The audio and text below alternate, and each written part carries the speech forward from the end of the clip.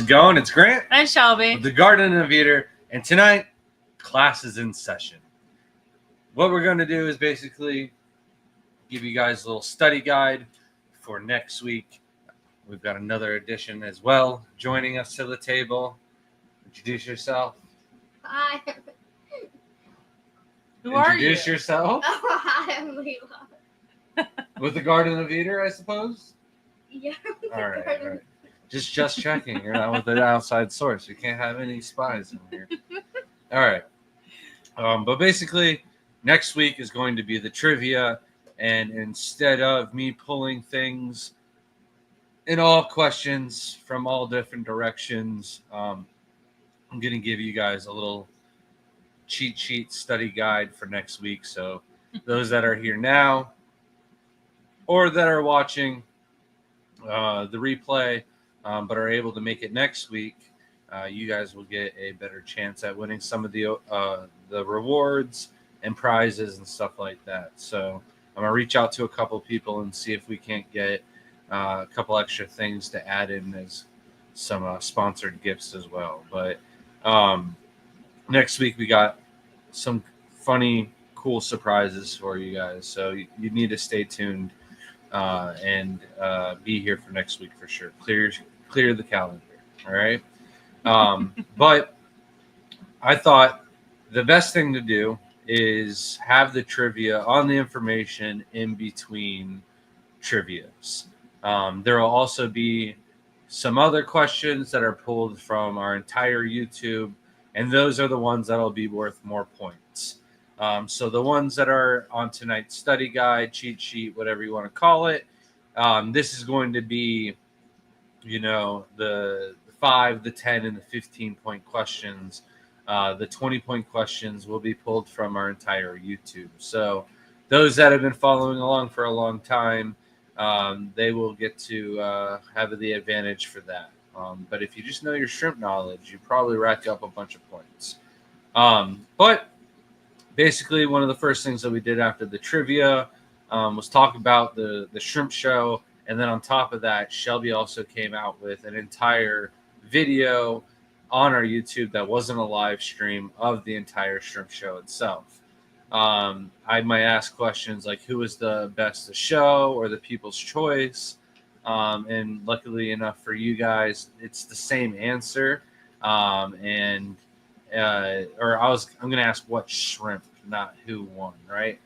So the shrimp that won is the Galaxy Boa. So that got the best of show, and that would be the answer for the trivia.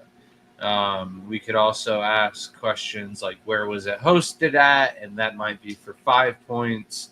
And of course, that was at the Dallas Aquashella in Texas. So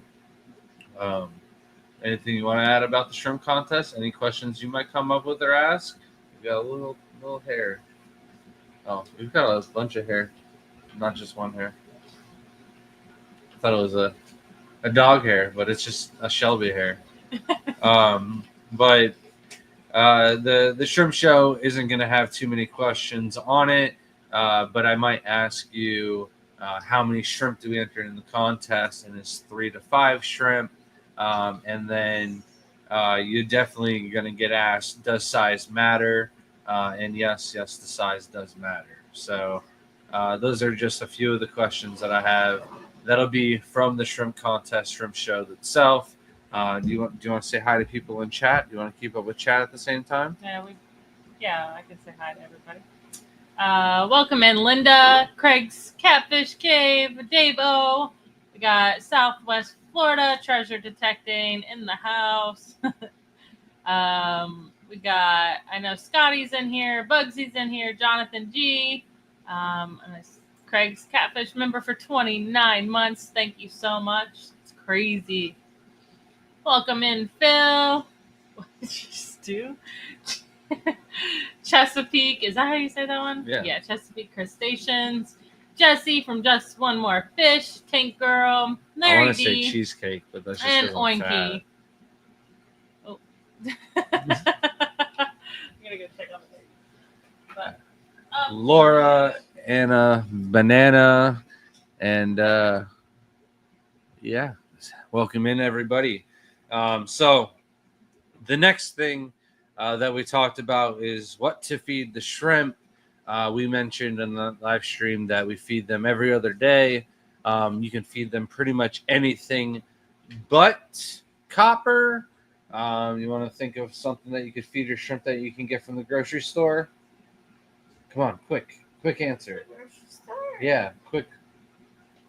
What can we feed the shrimp from the grocery store? Turkey. All right. Well, that is true. We did feed the shrimp some turkey, but we more so talked about using like green beans and zucchini over cucumber. So a question might be, what would be better than cucumber for feeding your shrimp? And the answer would be zucchini.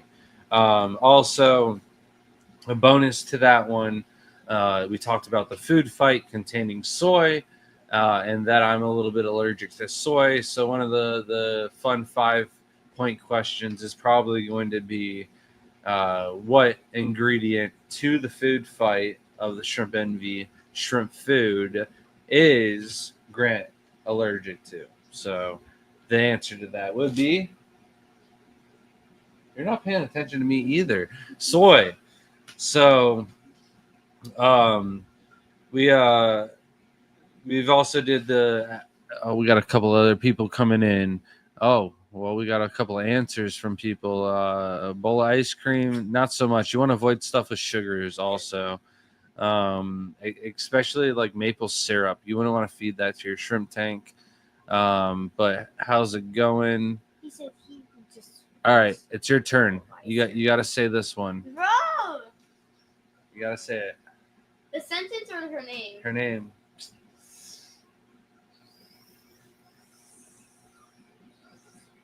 Spaghetti? Yeah, that's pretty good.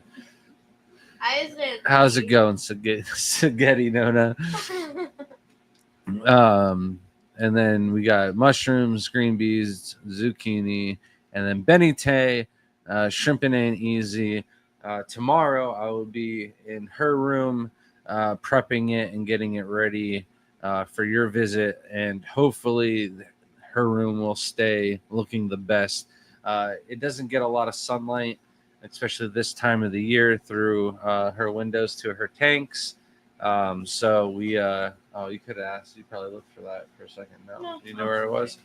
But Layla's room doesn't get nearly as much algae as some of the other tanks in the house. So we'll be taking care of her room and then going through the rest of the house to make sure it's nice for your visit when you come by, as well as Diane Wallstead is coming through next month. So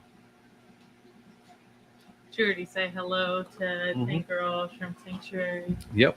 All right, Oh, Zach. not Tank Girl. I thought you said hi to Tank Girl. I'm sorry. Okay. Laura and I are allergic to soy too. Ooh. Yeah, it's probably what upsets our stomachs all the time when we're eating, because there's so much soy in a lot of food. Spaghetti Nona, welcome in. Shrimp and I will be chowing down on zucchini together. I love zucchini. Shelby loves zucchini. When we go out to Hot Pot, that's what I get in my soup every single time. I have to make some zucchini for myself. But I want to take a little minute to appreciate Linky for all you do. You shed such a beautiful light in this community. On top of that, she always gifts us something cool. I wear my necklace all the time. If you ever see it in some of the videos, it says the Garden of Eater, and it's just beautiful. Also have a bracelet, but the most recent thing that she just sent us is like the coolest thing in the world that Grant's been wanting for a while too, which is nothing she would have known. It's like she just telepathically knew what we wanted. It's a cutting board. She just stopped talking. I thought she was Right. taking over. Yeah.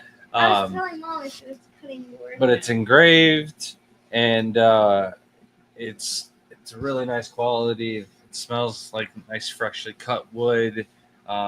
Yeah, we've been thinking about asking one of my friends who does woodworking to make one, and it arrived in the mail. She said that we were getting something, and I got super excited because she sent some of the best gifts. And the last one was more for Shelby, the necklace. I think this one's more for me. Shelby does a lot of the cooking too, but I I don't know. I use the cutting board a lot more. I use the knife. I cut most of the stuff up. So, yeah, thank you, Oinky. You made it seem like I don't know how to use a knife, I which is funny because I cut my hand with a pair of scissors today, so I don't have a good track record. That's for sure. I have stabbed my hand Thank you so much. a couple Oinky. times with a knife cleaning one, but never while cooking with one. So, So Mike said thoughts on putting an ice cube in a Neo tank during this heat wave. I would not do it. I think that Shelby's video where she goes outside into the ponds. Hold on, that is a bonus. No, it's not a bonus. It's just a short that we added onto the video that Shelby just got up. But Shelby goes into the greenhouse on a short and goes into the greenhouse. This will be on the test. One of the questions: what temperature did she read in the greenhouse? And it's up to 102.9 degrees. And That is was on me though, like not the whole thing. It was like it got the hottest it got in there on recording was like 150. It was crazy. What was the hottest water temperature though?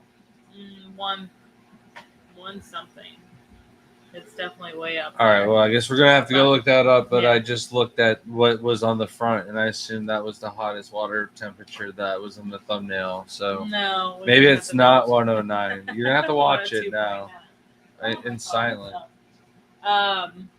But I was even thinking about this the other day that they have, the axolotls are the only thing that I would ever be concerned about, and we've ever put ice cubes in a tank. Neos can go up to a very hot water bottle. Sorry. No, we've put ice cubes in tanks before for quarry cats to get them to spawn and stuff yeah, like that. I mean, So, very rarely do we ever. but do we've that, done though. it. Yeah, it's true. But Neos don't really need that, and usually it's too much of a fluctuation anyways for them. It would probably just stress them out. Go back to you. So I did what to feed the shrimp, nothing but copper, and then I started to talk about we did a substrate on or a live stream on active substrates. Couple things that I'm going to quiz you about on that. What is our gold standard favorite substrate? That is Brightwell. We use the Escuro, which is the black variety more, but we still like the brown variety for like our tigers, the royal blue tigers especially, and some of the darker shrimp that are harder to see on the Escuro substrate. Also, if you're using an active substrate, what minerals do you not want to use? Those are KH minerals. The reason behind that is the KH will neutralize the aqua soil. And I talked about the aqua soil being similar to vinegar, and KH, it would be like baking soda, and the reaction would be used up very quickly. So you never want to use tap water when cycling your tank, or any KH at all for that matter, when setting up a tank with aqua soil if you want the pH to be lowered. There are some occasions where you might use KH with an aqua soil just because of the planted tank, but that would not be for keeping shrimp in it, at least not in long-term goals or anything like that. The pH would only be like 3 months of lowered with proper water changes before it got depleted and wouldn't work anymore if you're using KH. Then we talked about tank versus fish tank, and pretty much the shrimp one across the board there. There's not much questions that I'm going to ask about or anything like that, but when it comes to tank size, I might ask the minimum breeding size for Neocaridina, but we wouldn't really go too much in depth there. That was a fun little live stream, but I don't really remember much about what fish we talked about or anything like that. And then pretty much the only way that the fish won anything was when I referred the shrimp to the Caridina or the Sulawesi So I might refer to the Silhouette shrimp being the only thing that I think is more difficult than the majority of most fish keeping. But besides that, Neocaridina is pretty much easier than any other fish to keep. And that's the reason why we have 500 tanks of shrimp, and we got rid of as many fish as we could before the baby got here. And the reason behind that is because they're harder to keep. You got to feed the shrimp every other day, and then some fish need to be fed 2 or 3 times a day. And I do remember talking about the hairy puffer. And if I didn't talk about the hairy puffer, we have a club member that actually breeds them. First time to breed them in the United States. And he was having to wake up in the middle of the night to go feed the puffer fish because they had to eat every 4 hours or else they would die. So, yeah, you think about how often you have to spray the chameleons, feeding your puffer fish every 4 hours. Puffers. Yeah, but you'd have to feed the babies every 4 hours, and you'd have to wake up in the middle of the night. You'd have to have me do it while you went to school or camp or something like that. We couldn't travel. You'd have to feed them every 4 days. That's not all puffer fish, though. That's just baby hairy puffers. Oh. Yeah, you don't have to do that for baby shrimp, though. Is everything all right? I'm gonna have to take care of the baby. Stop crying. It's 102 was the temperature of the greenhouse. I was at 109.5 surface temperature. Okay. I can make her stop crying. I just went in there and made her stop crying. She was crying when you were in there, and that's why Mom got up. So it's all right. She's just in a mood where she wants to be active and wants to be playing around, and it's not good for the live stream. How's it going, SC Catahulas? That's Bristol's dad.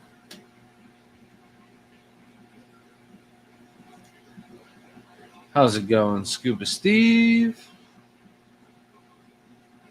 How's it going, Larry D? Johnny Best? How's it going, man? Good to see you.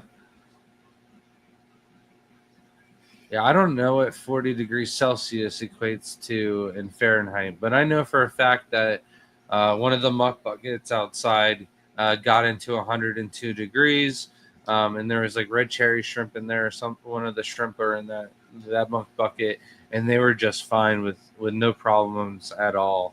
It was either 102 or 103 degrees. Phil says his patio pond gets into the high 80s. I put out more shade cloths, and it seems to be helping. Yeah, the shade cloths will help with temperature, but if we actually had a bad storm in the winter, and it took off a good amount of our shade cloth on the greenhouse, and there's a bunch of other stuff going on with the greenhouse. It's on its last days, and I'm worried that if I even get up on a ladder and put a plank up and try to re-staple the greenhouse together, it's starting to rust out, and I think it is just going to fall out. So I was like, no more shade on the greenhouse. I might do like a tarp all the way over, or a big enough shade cloth eventually, but I don't know. Everything seems to be doing just fine. However, I think it's because the door was open today while we were catching shrimp. There was a dragonfly in the greenhouse. But we were able to get it out without injuring it. I just kind of pushed it out. Shelby opened up the door and got it out. I even looked at the guy. I was like, dude, I don't want to damage you, but you got to get out of here. And he kind of was like, oh, all right, I'll leave then. And just kind of buzzed on off. No, not like that. Get out of here. This is my shrimp. But yeah, we have a bunch of ponds that are just getting higher up in temperatures because of it, and the shrimp are breeding in a massive scale. We've got a couple of ponds that are just impossible to film, that are like our beginner, or like the first IBC totes that we set up. The black rose pond is okay to film, but the yellows, the blue diamonds, and the red cherry, there's like that much muck in some of the spots because we've never siphoned the bottom of those tanks. We actually went through today on the Blue Diamond tub and caught as many of them out as I could. I went until I got 3 scoops without even catching a single shrimp. And each scoop, I went around the tub several different times over the substrate, took the sponge filter out. There's not really much moss in there. I'll go in there tonight after the live stream. I got a really bright headlamp that I'll go in, and I'll look for those iridescent eyes and snipe some more of them out of there, move them into one of the other IBC totes down the line. And once I get all of the shrimp caught, and definitely focus on the buried females. But once I get all the shrimp caught, it's probably going to take me a couple of weeks because you got babies growing up, but they'll grow up really quick in this temperature.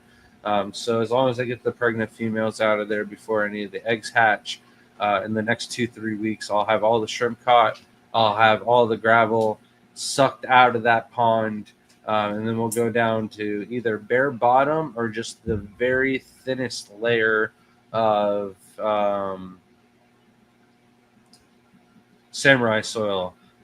We've got a bunch of it stocked up in the garage from past shows, and there wasn't even enough of the Brightwell substrate really covering up the whole thing. Maybe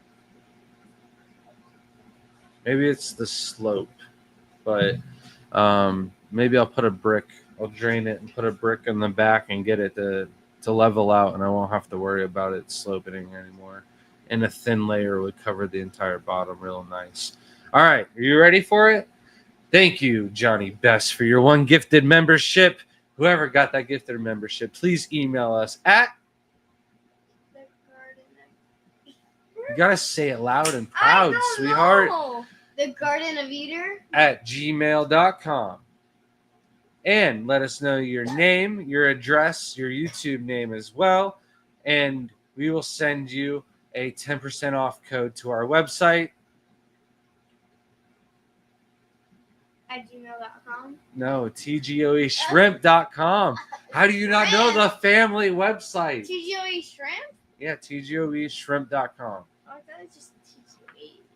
No, it's tgoeshrimp.com. TGOE is like some other thing that got. Don't worry about it.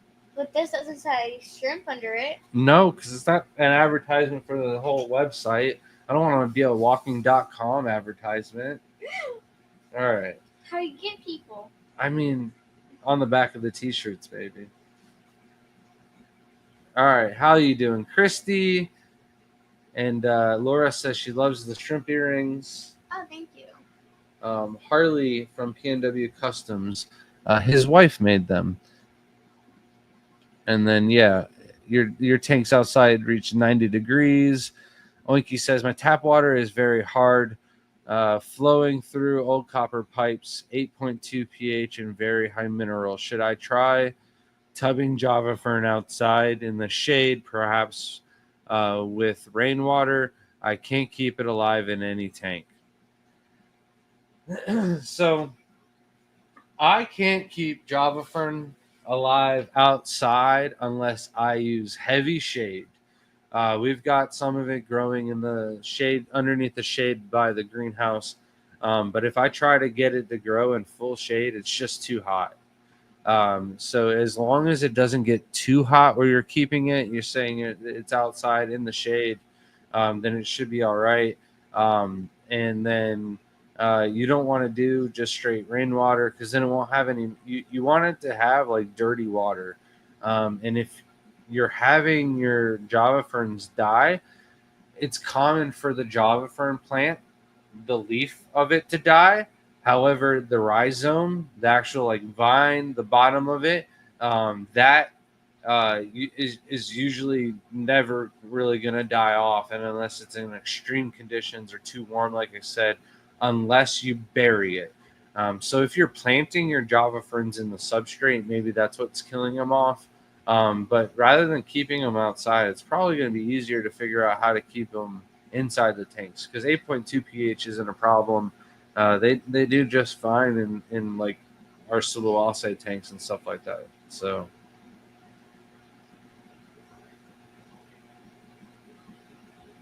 What's the approximate cost of a tote?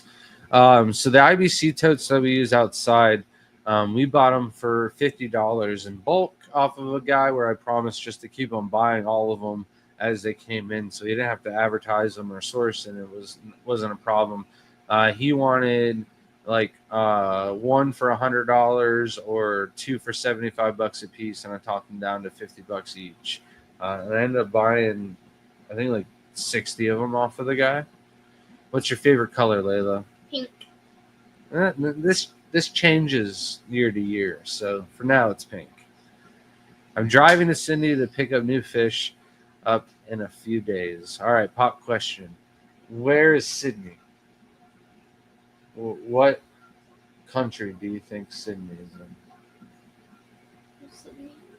Sydney is a place. Oh, what country? Yeah, it's the capital of Australia. I couldn't answer. No, it took too long. Whole 800 kilometers for fish. Water cooler, more water. The totes offer 275 gallon to 350 gallons, depending on the totes. We have some that are like normal size, and then we have some that are a little bit taller, but they're all the same width and length, right? But they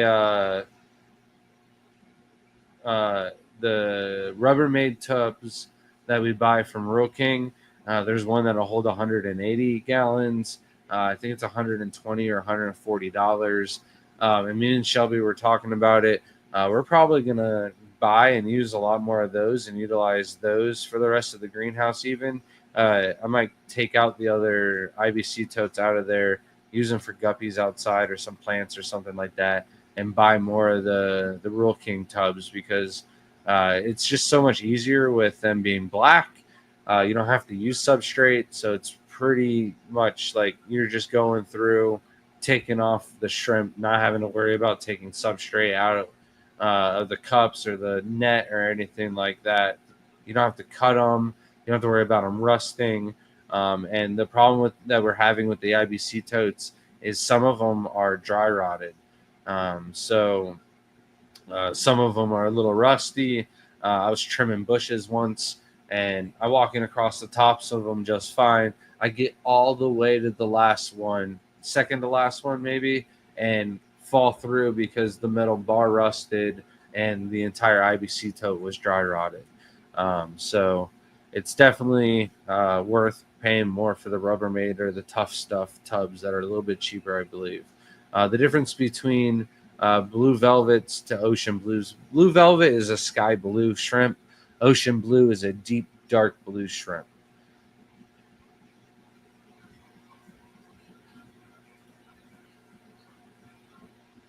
Oh, Canberra is I've never even heard of that.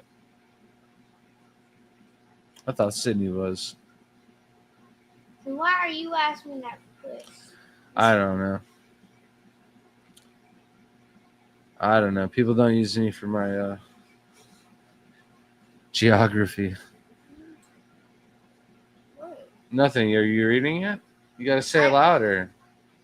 I have a similar water and struggle with Java fern as well. I put them in with full fluval stratum and half tap water and half RO water. They took off pretty decent.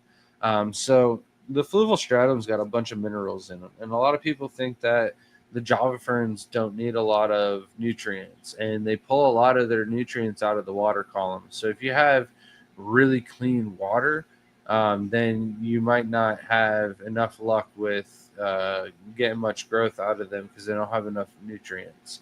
But the aqua soil kind of just provides nutrients like a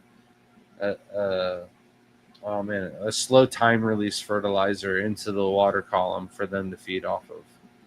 How's it going, Martin, aka the Shrimp Father? How you doing? Oh man, him and Skipper. How's it going, guys? Back-to-back legends. How you guys doing? Great to have you with us tonight. All right. Why no substrate with the black tub?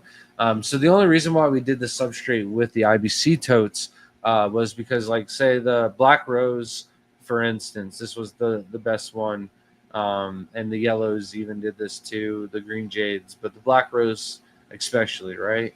I took them from a tank inside, put them into the tub outside. I started with only 25. They got breeding, and even the ones that started off the breed looked like just wild type neocaridina. There is like almost no color to them whatsoever. And the reason for that is because all the walls were white. They were trying to camouflage and blend into the white side of the tubs. So we took the substrate, black substrate, threw it on the bottom, and almost instantly, probably 80 to 90% of them turned into a nice, deep, dark, solid black color. The yellows all colored up. The greens, you can tell the greens from the culls. So without a good color on the floor, then the shrimp are going to lose all of their color themselves. Where the Rubbermaid and the Tough Stuff tubs, they're black, you don't need a substrate. There's plenty of biofilm and whatnot to grow on the surface area of the tubs outside for all the shrimp. So, I want to read this one. all right, go for it. My snails are turning white from lack of calcium. I added eggshells. How long would it take to help? Would this lack of calcium hurt the shrimp? So, more than likely, your shrimp are probably getting enough calcium. I don't know if you have a caridina tank or a neocaridina tank, but a lot of time when people are keeping caridina shrimp, their snails are just not going to do really well, and they're going to show this deterioration and melting of the shell, even if you do put a little bit of calcium in there as well. However, eggshells, there are a couple of I haven't looked into this very much because I haven't used eggshells myself, but I've seen a couple of posts, and I'm not quite sure if this is like my staghorn, which is a hanging plant that we have outside of our house. We call it a moose ball. It kind of has like moose antler leaves, and it's just a ball that hangs, and it's an aeroid that gets its nutrients from the sun, and you got to water it. And we throw banana peels in it to make it grow really big. And people say not to throw eggshells in there because they don't have the proper type of calcium that is able to be digested. And I think that's the same thing with snails and shrimp, or I might be getting confused. But there's some better calciums that you can use. I don't recommend the cuttlebone, but there's like a calcium mineral foods that you can use. There's the mineral junkie. We have some calcium hearts on the website. There's mineral balls. There's other things, but you can always try the eggshells first and see if it helps. But if you have low pH, it might not help at all. Okay, I'll just read the comments you answer. All right, sounds good. Anytime I have trouble with Java Fern, I just let it float.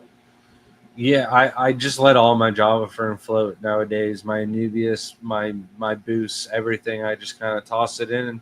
The moss. I find a lot of these plants that if they don't need to be rooted, they do a lot better just hucking them in and letting them go with the flow. I'm so relieved that I'm not the only person who struggles with Java Fern. I hear it a lot at shows, but we sell these mats, and they already come made onto the cocoa core fibers.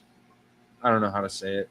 I don't know exactly what it is, but it almost looks like pine needles, but it's not.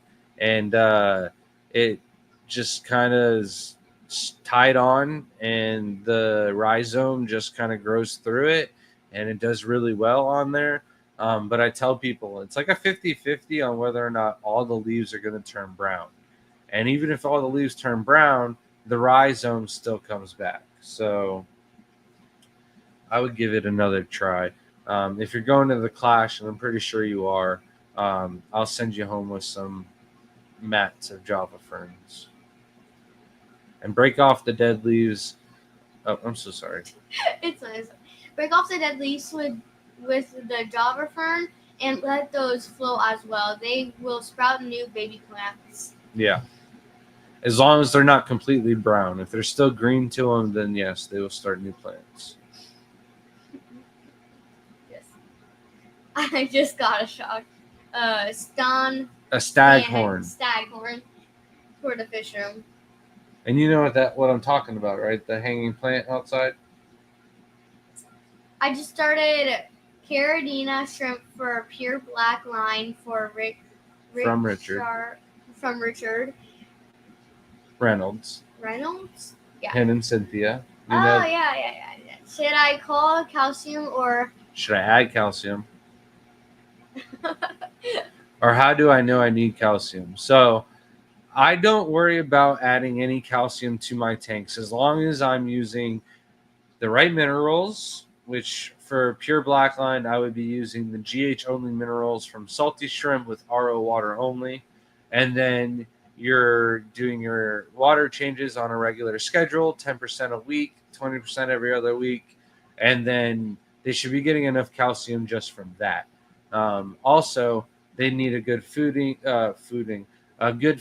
regimen. So we use a mixture of different foods. We've got the shrimp junkie from Glass Garden, as well as the shrimp dinner tabs. And then we also have the not food fight. We have the growth. We have the shrimp envy complete. We have the shrimp envy shell. We have the ultra fresh shrimp food.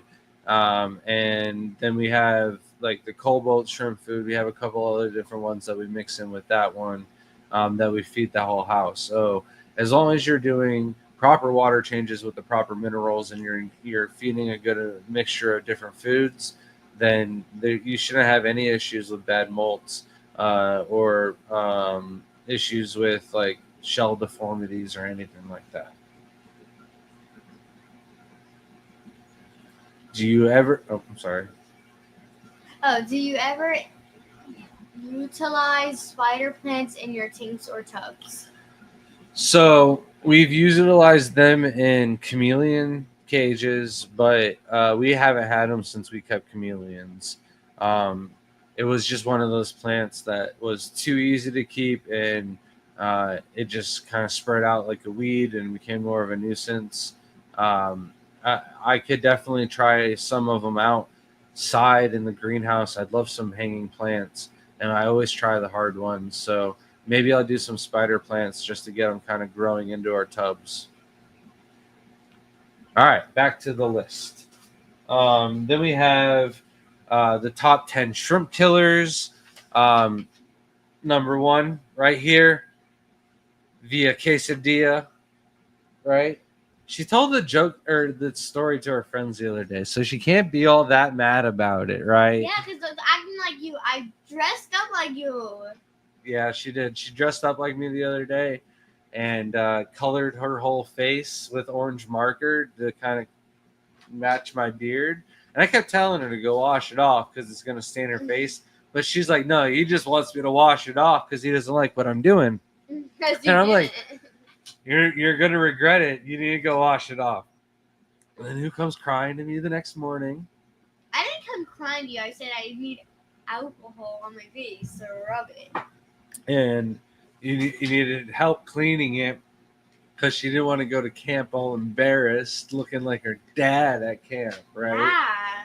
No, because if Miss Cheryl said if she sees a sunburn on me and it's from Miss Cheryl, You can tell that wasn't sunburn.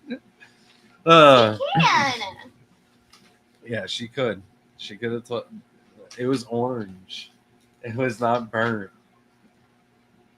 But you know, it could be number one is overfeeding. It could be putting the hands in the tanks and oils, contaminations from sprays. There's a majority of them. The question might just be name 3 of the top 10 killers, and I will take Layla as an answer if anybody wants to put it down. It is an acceptable one. But power outages, um, pH swings, stuff like that. So we will definitely be utilizing the top 10 shrimp killers. We also then posted a YouTube video on cyanobacteria, and the way we treat it is with a product called Maricin, and then there's also a cheaper method for larger tanks. So the Maricin is going to be the answer for 10-gallon tanks, but if I ask for tanks larger than 25 gallons, the answer is Slime Out, and that is a product from Fritz, where it is basically the same ingredient. However, it's a little bit more bang for your buck, and does the job without having to rip open as many packets and whatnot. I'm currently making RO weekly. Is RO okay for a couple of weeks if I use trash cans rather than buckets? So I store my RO water for a while. The way you store it and everything like that, it can get like a little funky smell to it. So I like to keep like a fan nearby. I know it's going to evaporate or something like that, but if you put a lid on it or anything like that, it just gets a little funky smell. But even with just the cap off in my RO unit, in the garage, where it's a standing 250-gallon tank, I just have the fan always running right next to it, and it just with the lid cracked, I just don't want any dust particles to fall into the actual RO water, right? And it doesn't really smell, and I've just always got that thing running. So what I would advise is try not to overfill your RO water, that you're gonna have to store a lot of it for a long time. I would rather figure out, all right, this is how much RO water I need. This is how long it's going to take me to fill up my trash cans and prepare it, a couple days uh, in advance, so that way it's all ready for you to do your water change on this day. But if you have extra, you can store it for the next time, and not have to worry about like throwing it away or tossing it or out. It's not going to go bad. It's just the smell. I don't like smells. Do you like smells? Particular ones. Right. Yeah, you're weird, Abby. She smells her little smelling slimes, and Because slimes can have scent. scratch and sniff stickers were meant for her. I've thrown Cuttlebone in a tank, and the snails will eat. Oh, sorry. The snails will eat on it sometime. If they need more calcium, doesn't it work as well as having harder water? Yeah, the Cuttlebone is an all right one to use. There's a lot of other things in your Cuttlebone that's gonna break down your water chemistry, and I would not use Cuttlebone at all in Caridina tanks. But in the Neocaridina tank or just a snail tank or stuff like that, Cuttlebone is used throughout the entire hobby. I've never used it particularly myself, but I've never needed to.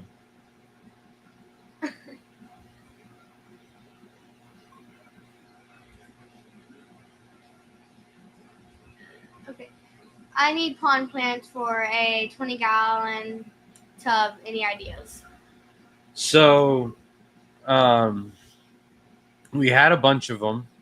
I would look into getting some mosaics. It's Loguidia sedoides. It's one of my favorite ones of all time. Shelby's definitely not going to let any of the stems go that we have left. She wants to try and keep it overnight. Mike has a terrific answer with Tiger Lotus, which we do have some of those actually. But I keep a lot of different foreground plants that I keep in my aquariums in the bottom of the tub, and then lilies of any variety are good. But you would only just want to do like one lily in a 20-gallon tub, which is definitely doable. I think people don't realize that um, small container tubs are definitely doable for lilies. It's easier to keep them fertilized and healthy, keep them in a full direct sun and get them to bloom just fine in a small pot. So we actually have a couple varieties of lilies also, if you're interested. I think we have pink, peach, Georgia peach, and just red. And then I ended up keeping just one of Shelby's Black Princess left over from the last show. Somebody wanted all of them, and I was like, no, I gotta keep one for Shelby. Layla, excellent color choice. Your mom and dad can Attest. to not only an eye walking ambassador for green Pleco plushies. I love Pleco plushies, but also for the colors pink and purple. So you have. Hold on. I got a challenge for you. A challenge? I don't Yeah. like these challenges. All right. You've got 3 minutes. Go. Now, get running. I'm going to tell you while you're running. Get as many of your Pleco plushies as you possibly can. Oh, I forgot. Well, at least they're in one spot, right? We do usually grab one of the Plecos, and I don't think she's going to find that one and add that one in for any points. But they're also scattered behind the house. Right behind one of these tanks right here, we've got two of the shrimp ones. I would love to get more of the shrimp varieties, or even some exclusive ones. Like if they can make me green ones that were exclusive just to me for the green kiwis, that would be awesome. So I've been meaning to reach out to that person. We just have so many things on the list that we want to get done. And honestly, I'm a shrimp breeder first. Everything else comes second. And there's shrimp varieties. There's things that I want to upgrade throughout the house before I get some of these other things done. Do you have water leak sensors anywhere? Yeah, we got a bunch of water leak sensors. They're actually brand new in box, never used. I haven't put them together. I got some like that were given to us at one of the shows, and they just the instructions for them. They have to link up with Wi-Fi and stuff like that, and I'm probably not going to do that. I'm just going to go the cheap route and do the ones from Amazon that you can buy, and they just sound off when they get any water on them. I highly recommend getting them. I don't have any of them in use right now, though. As crazy as it sounds, we just do a walkthrough every morning, every night before bed, especially when like we get home from anywhere. Always making sure there's no water on the floors, but leak detectors would be great.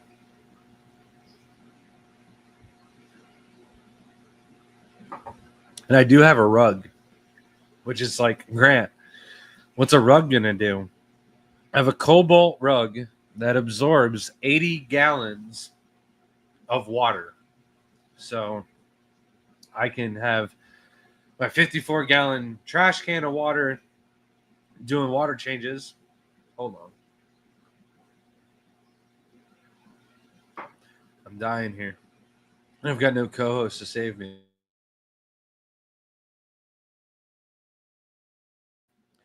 I didn't want to yell into the mic, but she's only got 6 seconds left.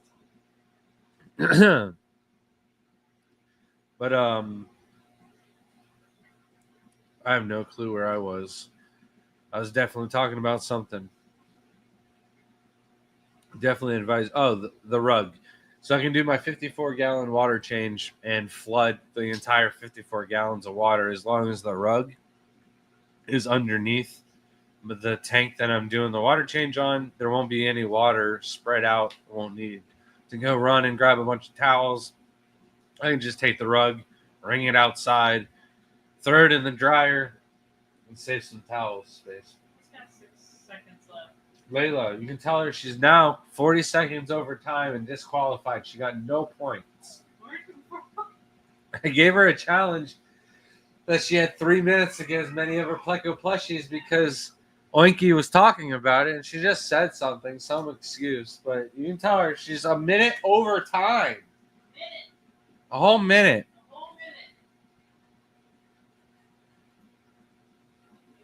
And Jesse says he can find the mosaic plant, so that's cool.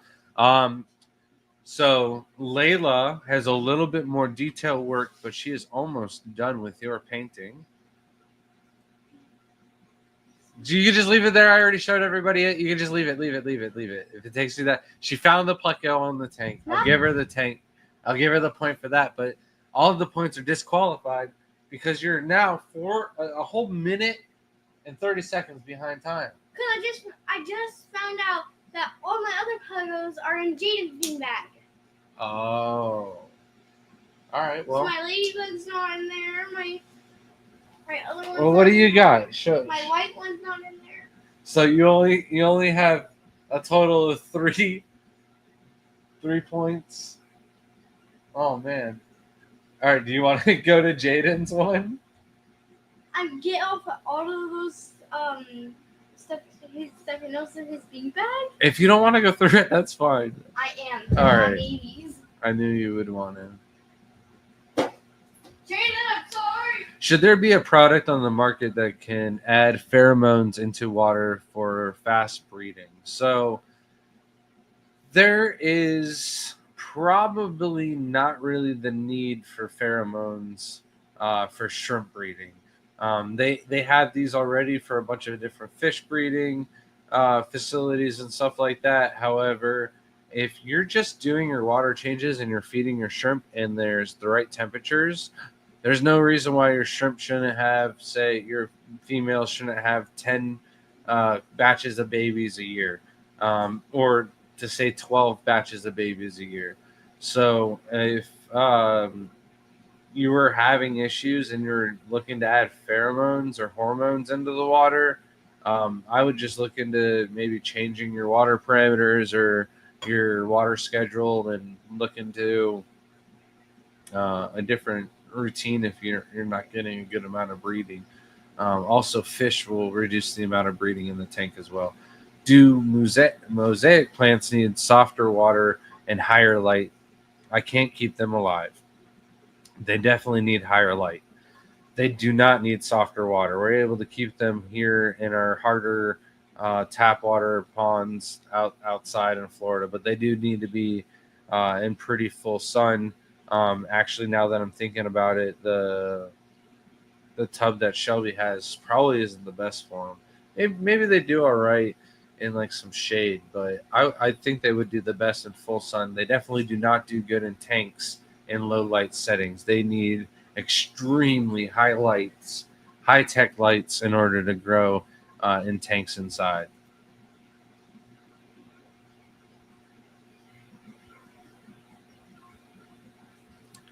All right. Yeah, absolutely. Sorry, I pulled that one up and I was reading a different one at the same time. His cobalt rug is basically a placement with my tank equipment on it. Yeah, placemat. And yeah, I'll leave that there for when when Layla gets back. I'm all over the place tonight. I'm sorry, guys. One of the videos that Shelby posted last week is Greg's fish room tour. I'll probably ask a question like, what kind of barb does he keep? The Odessa barb. What kind of plant was all throughout his room? That's also one of my favorite plants, and that is the bulbitis. And I'm not going to ask how many questions or any questions like how long he's been in the hobby or anything like that. But I might ask like, what's his website with Select Pet or Select Aquatics. I'm sorry, I messed that one up. Points deducted. All right, so her other two ones is the long fin white one with the white polka dot. You have a hairy one too, don't you? No. A fluffy one? No. No? Okay. This one's my favorite, the ladybug one. It's glittery. I like the one that glows in the dark. This one. That one glows in the And dark? this one glows in the dark. I thought that one glowed, but the one on the tank glowed in the I dark. think that one glows in the dark too. But they're all pretty cool. This one's the best one, the dark one. There hasn't been any Pleco plushies at any of the shows in a while. How's it going, Bougie Fish? Is it Bougie or Boogie? Yeah, all right. So, Greg's Fish Room, though, if you haven't checked that out, check out that video.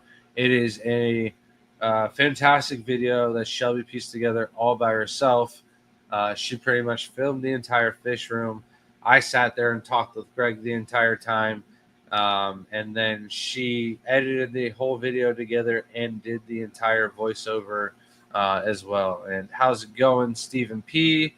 Nice of you to join us. And also Jeff Kane, how's it going? Great to have you guys here with us tonight. And then I think yesterday or the day before, Shelby posted the video of the outdoor shrimp setup. Greg Sage video that was filmed back in February or March. I think it was March or April, the beginning of April maybe. So that one's been in the chamber for quite some time. However, the outdoor shrimp tub video, if you watch like the beginning of the video and then the end of the video, you can see me gain like 55 pounds. Like, it's that bad. And I took that video before Myra was born. And yeah, since then, I just haven't been spending much time outside. Haven't been doing much. I've been just hanging out with the baby.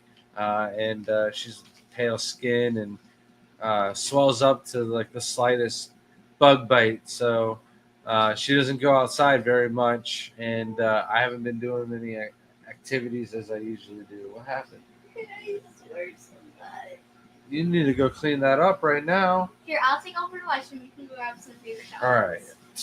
You cannot move. This is ridiculous. You better keep them entertained. Okay, yeah.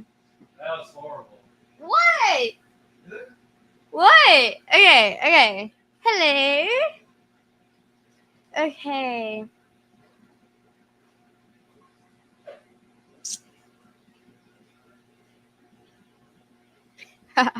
Here, dry it up. Hey, where are you going? Get a wipe. Yes, I do love the glittery one. They go everywhere. Hello, Zen. Here, wipe it down. But no questions. Scoot over. Man, you're not going to be allowed to have any juice by the live stream area anymore. I love my juice. The first time. I love my juice. How's it going, Zen Ginger? Nice of you to join us. We got a great crew with us tonight.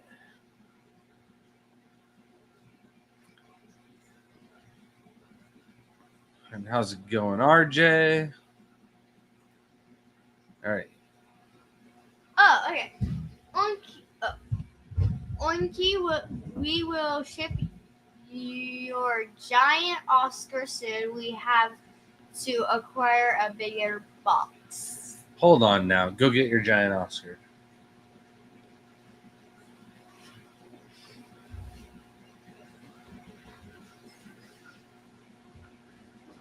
A bigger box. How's it going, Neptune's Lair?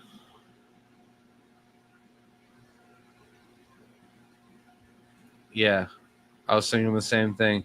We needed a larger box today, and we didn't have one, so we had to ship out 2 boxes to one customer today to make the order complete.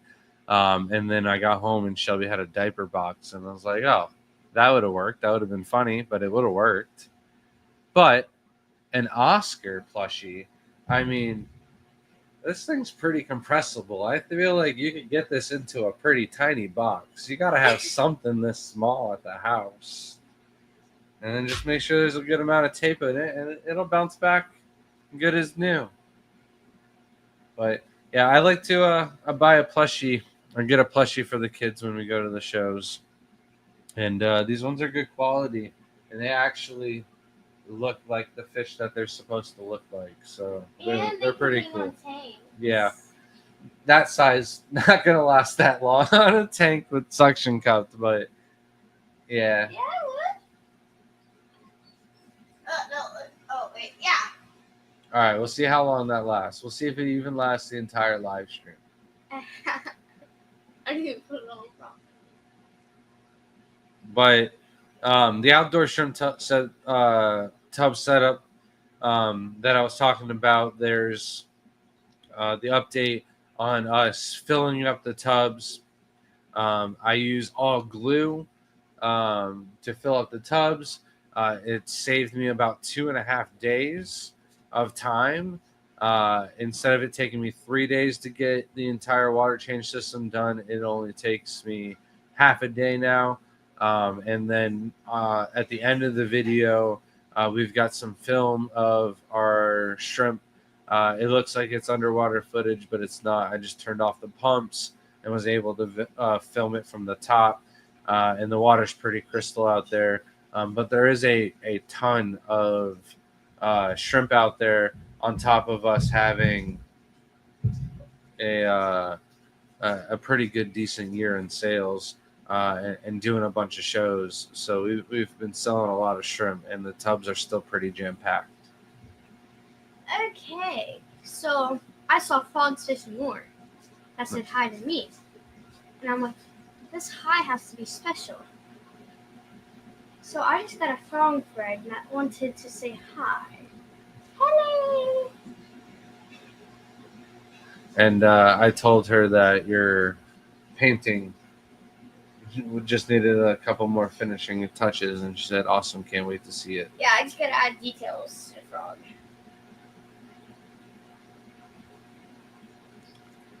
Layla. Okay.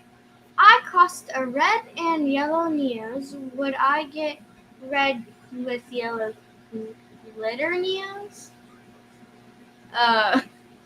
Wait, that one's confusing. Wait, what? If you cross a red and a yellow shrimp, will you get a red shrimp with yellow glitter? What will you get? I don't know what colors mix red and yellow. Orange? So when you mix Neocaridina shrimp together of different colors, you end up with a wild type variety of Neocaridina shrimp. So it's like ugly stripes, dull in color, not as nice. Wait, Mom's asked a question for me. Mom I think it's asked the down there. question? I think it's down Okay. there. What's the family website?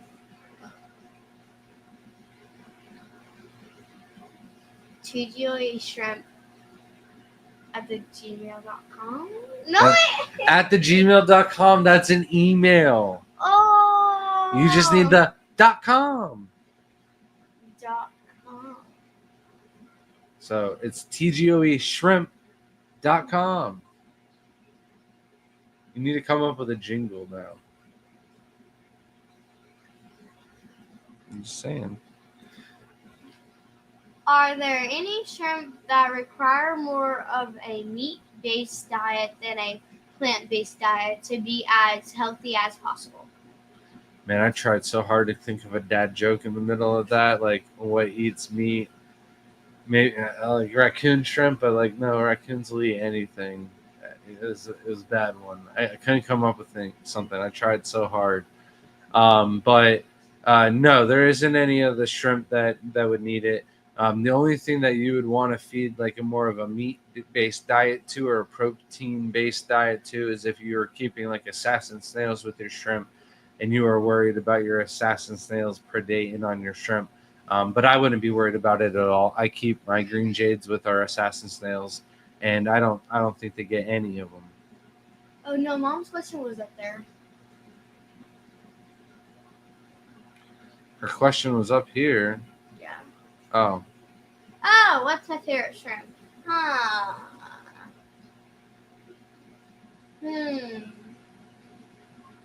I think the blue bolts in my room. good answer. Are we going to have an Oscar measuring contest? No, but we're gonna have one to see who's can hang up the longest. So I'm just going for like 2 minutes now, going strong. Do you have a timer? No, but I'm just assuming it's been like 2 You minutes. can't assume time. Well, You then have go to back in the know live time. stream. Somebody needs to let us know the time. Oh, Gerald, I just bought a 4x8 piece of in solution for sending fish cut to size. Insulation. It's a little like styrofoam. Lobster.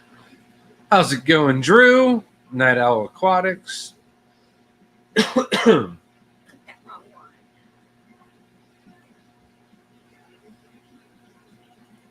Lol. That is the biggest Oscar that they make.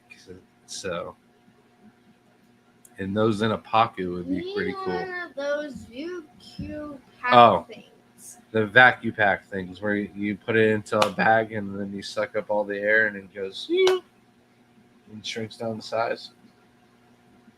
No? A vacuum sealer? You haven't seen one of those? I heard. Yeah, you heard of one? I heard that name. Just now.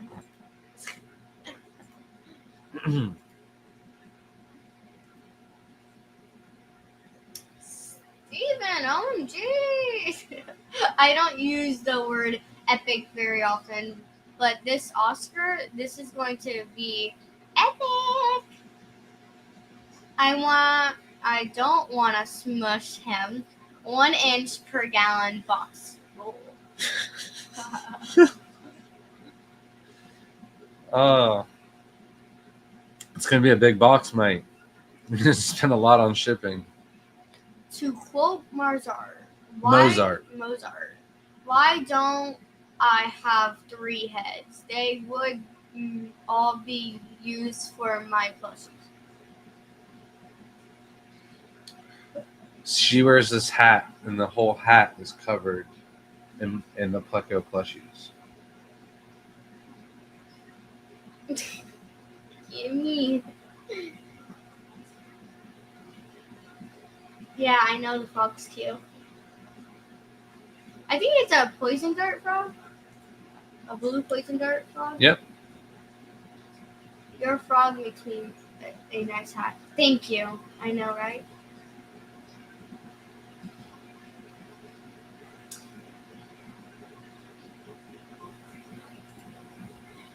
Well, I strapped my Oscar plushie on my head. How many inches will I gain? This shorty needs all the vintage since she can't get.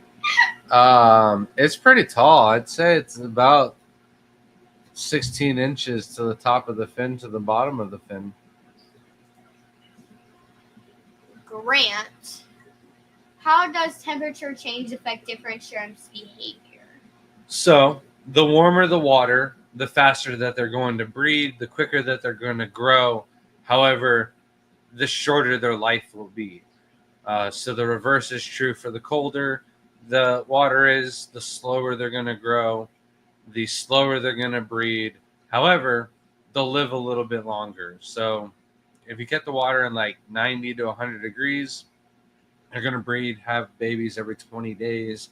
The babies are going to grow up and be breeding within 2 months, and they're going to get really big real fast. However, they'll probably only live about 2 years.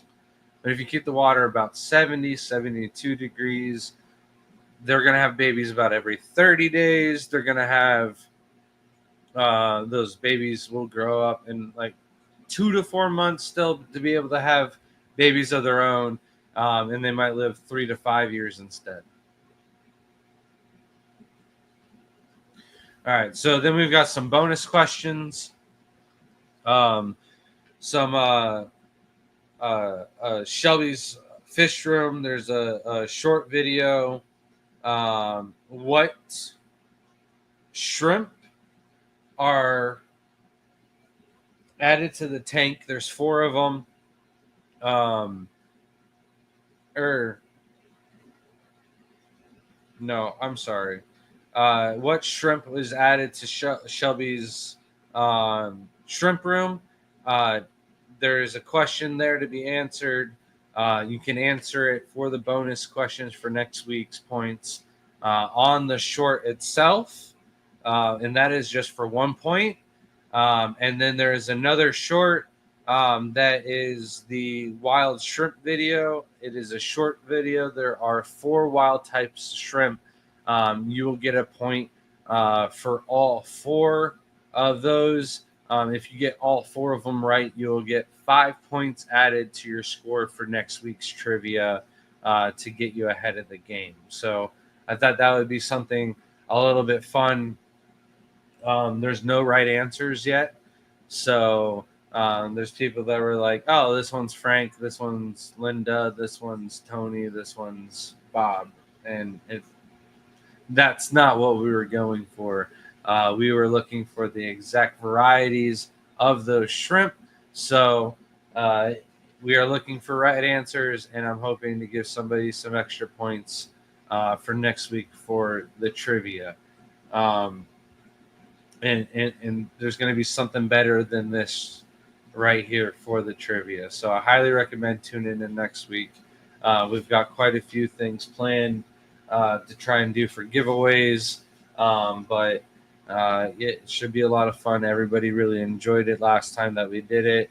But that's all I really have for classes and session this week. So if you have any questions, general discussion is now open.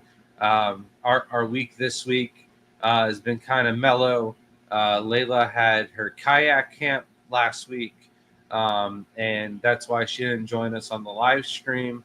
I was really jealous, though, because her kayak camp was on like my favorite river, and not just that, it's up towards the spring, which is my favorite part of the river because there's less traffic. There's more wildlife. There's more plant life. What? Less traffic. Yeah, there's less people going up and down the river. There was more that weekend. Right. But at the top of the river, you only get so many people that can come down from up top. Most of the people come from the other locations further down the river.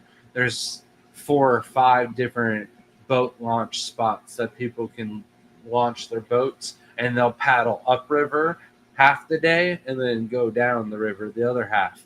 So in the middle of the river and then at the end of the river is super, super congested. Lots of people, lots of traffic.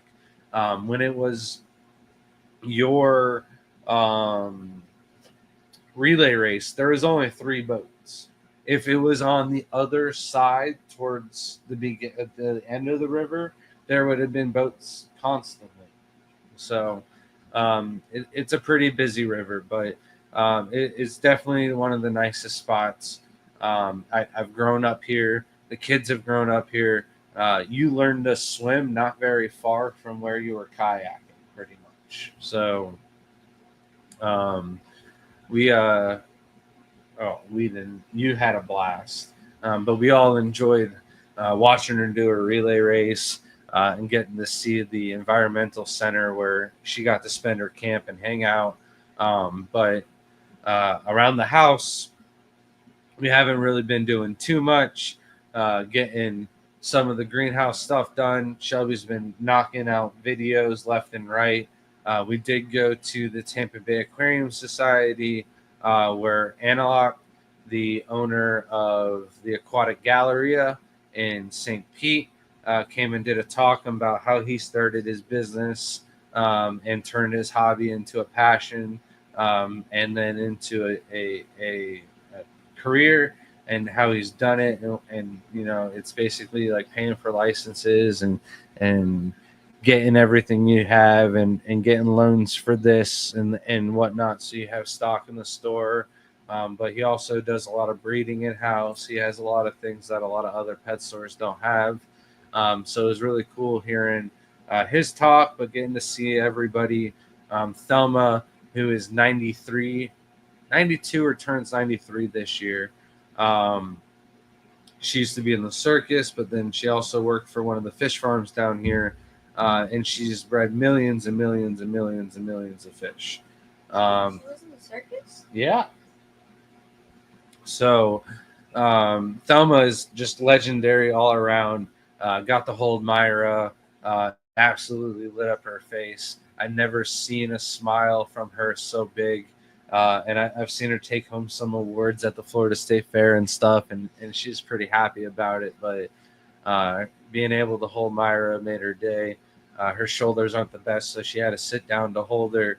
And I was ready to like dive in and catch Myra if I had to, if she wasn't able to. But no, she got to hold her and enjoyed every minute of it. We got to see Mike Labello in good spirits. He was back at doing the auctioneer, doing his jokes back and forth with Ryan from Wild Fish Tanks.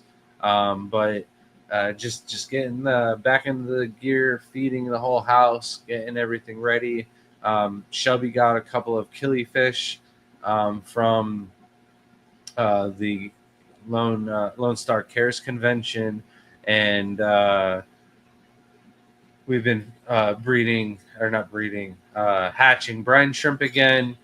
So we've got a bunch of different tanks that we're feeding and fattening up. My Tiger Limia bred again inside before I can move them outside. She's got a couple different varieties of Gadeids that are in some of our bigger planted tanks. So she'll be able to work with those and hopefully get some of the Achilles breeding. But there's a question for you. That's what I was going to Yeah, that's what I was thinking. No, it's down there. Okay. I like the I Survive books. The what? The I Survive books.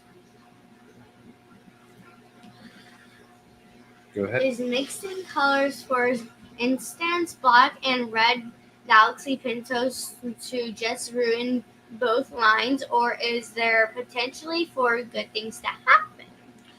So there's definitely potential for good things to happen. You can worry about pattern first and then color last. For me, it's a lot easier to separate colors and get them to breed out true. It's a lot harder to focus on dots, spots, and stripes and perfect pattern and stuff like that. So if you have some really, really nice black Galaxy males, but then you have some fabulous red Galaxy females. Mix the two of them together. You're not going to ruin either line. Black is dominant, so you will get more blacks than you will reds. However, you just need a couple of reds to start another red colony that's going to breed pretty much true reds. Until I turned on the AC, our fish got to struggle with us, but I turned it on when they were struggling. I got to suffer instead of the kids.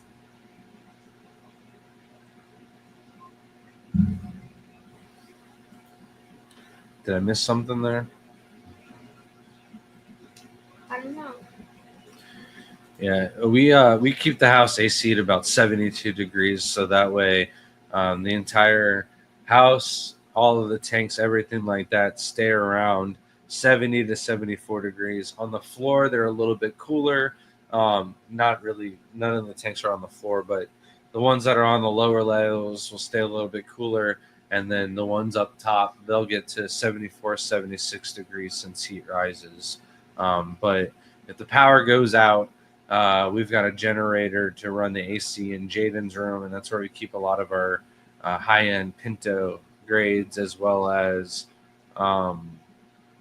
the tiger species. So that way we have a bunch of our stuff taken care of. And no problem, Phil. Absolutely a pleasure to have you with us. And I got you as one of the favorites going into next week for the trivia. So Hopefully, everybody's going to be doing their studying, and we'll get some of the extra points as well. Because not everything that I listed on the cheat sheet tonight is going to be on the test. Or there's going to be other stuff. This isn't the entire test. That's just going to be the 5, 10, and 15-point questions. And then we'll have some 20-point questions, which will be maybe some genetics questions. Maybe it'll be from tonight's live stream, which is all free game. Any of the general discussion that we're talking about tonight, any of these questions is all free game to be on the test as well. So anybody has any questions at all, now is your chance. We didn't get a lot to talk about this week. We've been just kind of getting things together. Yesterday, we worked a bit on pulling out some weeds and getting some of the planted pots and tubs done. We had a bunch of flowering swords, and a lot of people don't realize that when your swords flower, those flowers will actually turn into sword plants themselves. So I cut up a bunch of those and planted them all individually to start a whole bunch of new sword plants. And then just going through and pulling out all the weeds and making sure all the tubs are watered. Went through and split up a bunch of the crypt clumps and sword clumps so that way they can grow and get a little bit bigger. In the winter, he kept the temperature to 75, but I already know that my AC is struggling to keep it the same, working all day. Yeah, it's getting hot in a lot of places. So I'm sorry, I had to read it out loud.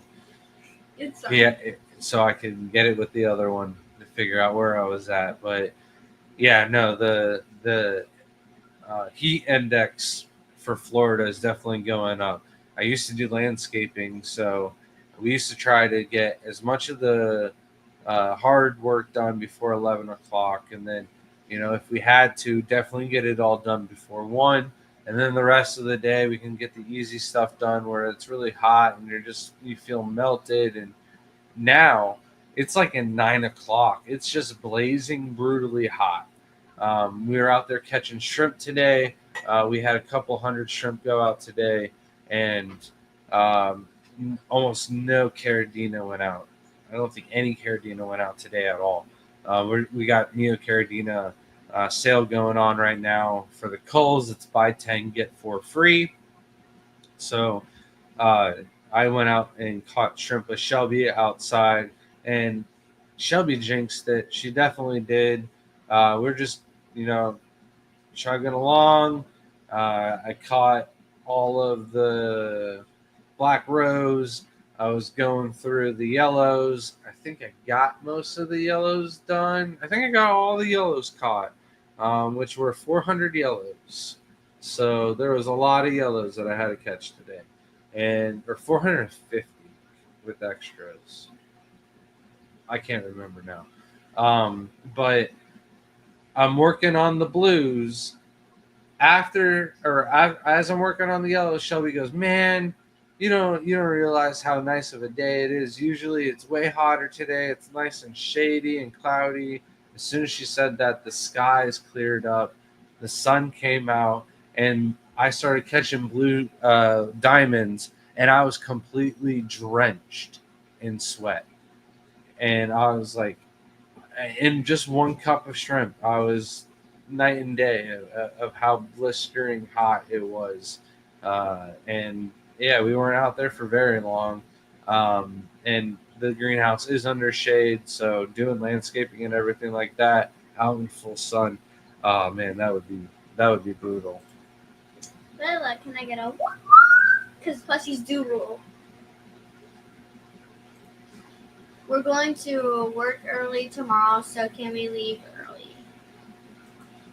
Yeah, we're probably wrapping up the live stream pretty soon here. Anyways, I don't got much more to talk about with our week. I'm trying to think.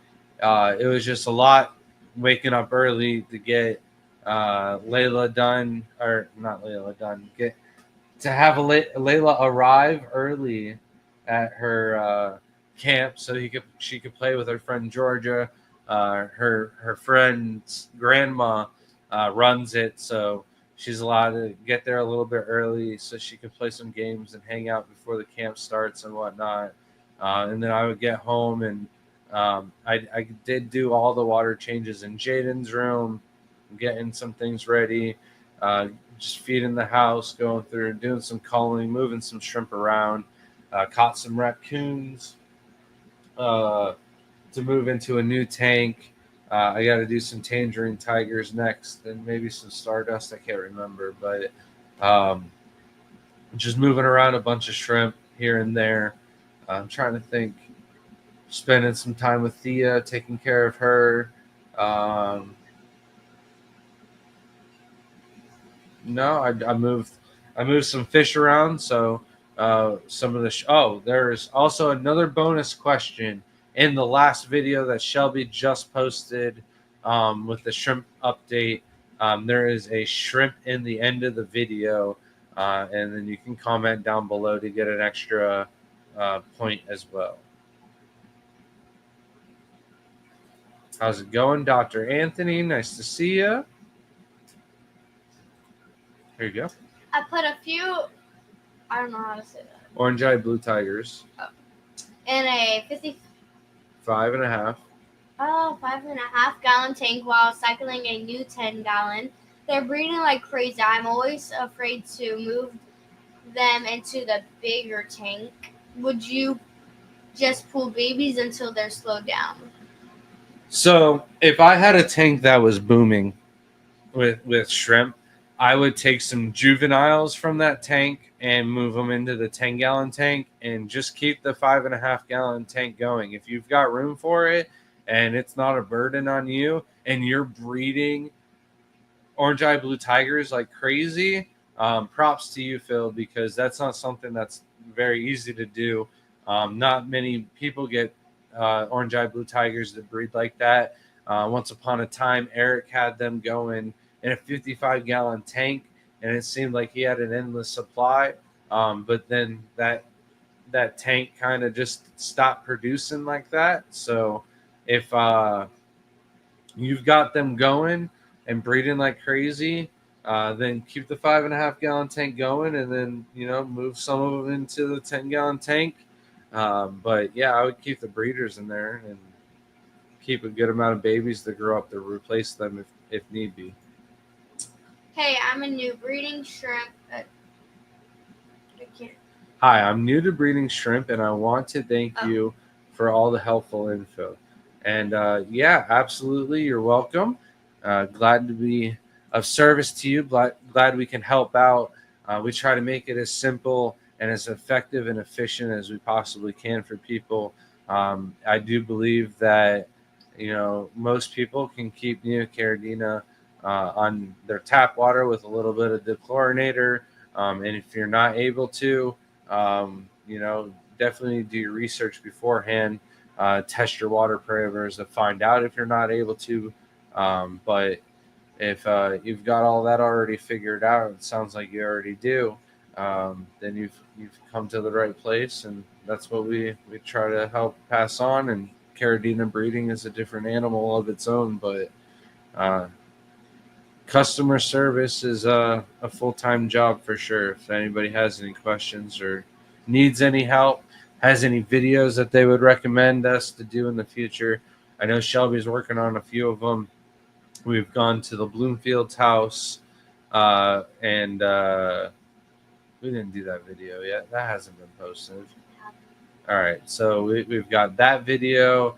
We've got a planted tank room video that we're doing, and then I've got a couple of them throughout the house that I need to do. I need to do an aqua soil video. I need to do a couple of different things for sure, but we're always down to take recommendations and suggestions. Yeah, if anybody looking for Neocaridina culls, the sale's going, buy 10, get 4 free on the website.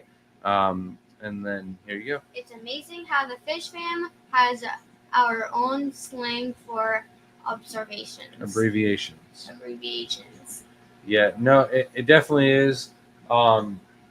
We also talked about in some of the general discussions, like Scotty took us to the Venture Aquarium in New Jersey.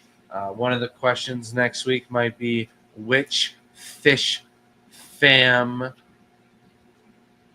Oh man, they're not a member. Which fish fam community member? Which person of the fish fam community took us behind the scenes to see the aquariums of the fish fam tour? Layla Jane. Scotty. Absolutely. Scotty really outdid himself, and it was an incredible time. Shelby actually just went through all the photos and was like, I didn't see these when we were getting photos at the main registration thing. So we definitely got some of those to post.